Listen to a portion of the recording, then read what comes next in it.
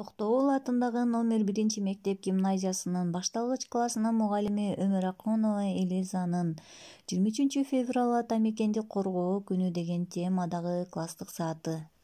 Мекенди коргоочулардын күнү. Бул майрам эл азаматтарды мекенди сүйүүгө, аны бекем коргоого үндөлөт. Совет маалында болсо 23 февраль Советтик армиянын жана Аскер деңизин флотунун күнү катары бүткүл Союз боюнча майрамдалып келген. Анткени бул дата кызыл күнү болуп калышына да мааниси бар. Петроград аткаруу кеңеши 1918-жылы 23 февраль мекенди коргоочулардын күнү деп жар салып, жумушчулар Кызыл армияга катары массалык түрдө жазыла баштаган. Мындан улам Советтер Союзунун 1922-жылы 23 февраль Кызыл армия жана фронттун күнүнө айланган.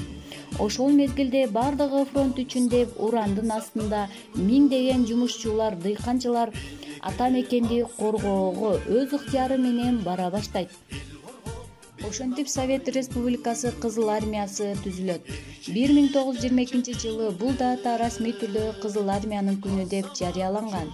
Ал эми 1946-жылдан тарта 23 февраль Советтер армия жана Аскер деңизинин флотунун күнү жыл сайын белгиленип, бүткүл Совет эли майрамдап келген.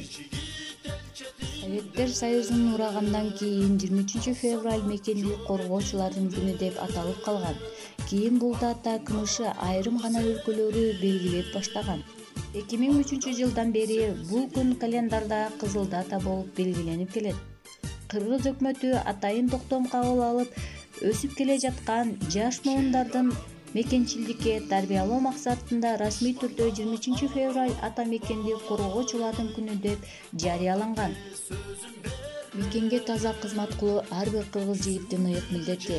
Бизге чейинки заманда ата-бабаларыбыз мекенибиздин көзүнүн карегиндей сактап, гүлдөгөн өлкөнү бизге тартып алышты.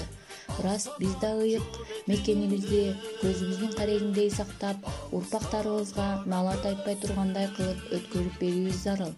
Андыктан ар бир кыргыз жараны ар кадамды мекенибиздин бейпилдиги үчүн күрөшүп, ата мекенди сүйүп, кадырлап алалы.